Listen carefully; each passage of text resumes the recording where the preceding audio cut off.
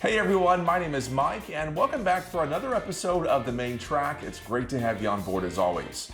Well, trains are obviously the main focus of our layouts. We like our locomotives, our rolling stock, and our track. But once you get beyond the railroad itself, there's going to be a lot of details, things like structures and scenery. And that's because with model railroading, we're trying to recreate a slice of the real world that follows our railroad rights of way. Now, if you've seen my HO scale Sedalia Subdivision layout before, you've noticed a couple of my favorite details are utility poles and signs.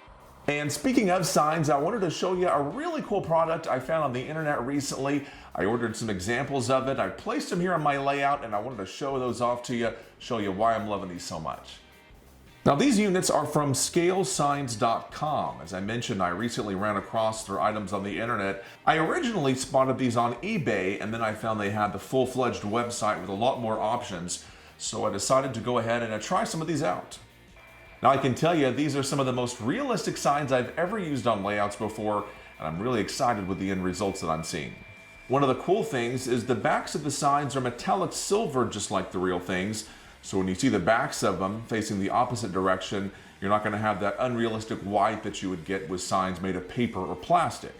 The signs also have a nice sheen to them. Nothing real shiny or bright, but just to represent that metal that you're going to see on signs in real life. Now, you can get versions of a lot of these same signs perfectly clean or with some weathering, like these rust streaks from the bolts.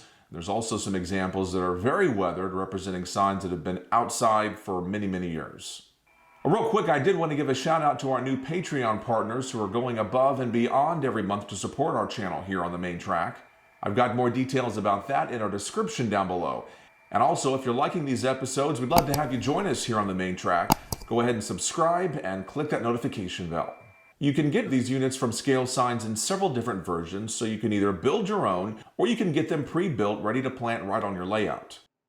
Some of them come in sheets, so you can cut and mount those yourself, or you can buy them pre-cut for mounting. And lastly, you can get them pre-cut and mounted already on posts. Now, much of what I purchased were crossbucks for my crossings. Now, there are a couple of variations on the prototype. Now, one of them had the two blades of the sign mounted directly to the post as one unit, and the other variation, as you've probably seen, has blades mounted on either side of the post. Well, the Katy Railroad, which I'm modeling, had plenty of both, and so I wanted to have representations of each type here on my layout. Another thing I really like about these signs is they use the correct fonts on the lettering. I've used some signs in the past from other manufacturers that had the wrong typeface.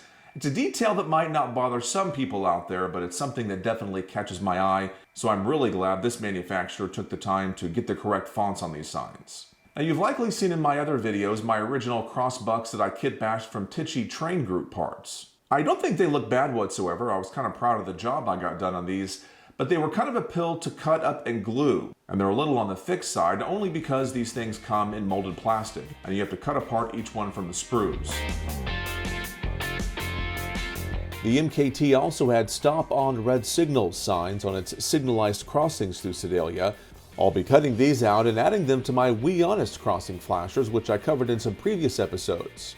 Now, compared to the ones that came on the signals, the new ones are a little closer to what I need, and the touch of weathering is pretty cool.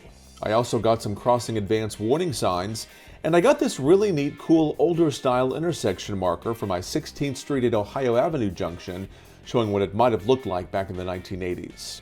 So I've really been loving these models from Scale Signs. Details like these can make all the difference, so you'll likely be seeing a lot more of these cropping up on my layout in coming episodes. So what about you? Do you have a lot of signs on your layout? What are some of your favorite brands and manufacturers? Maybe you've got some good tips or techniques you can pass along to us when it comes to planting these signs, weathering them up, and making them look as realistic as possible on your layout. Well, be sure to keep an eye out for your comments down below, and we'll see you next time right here on The Main Track.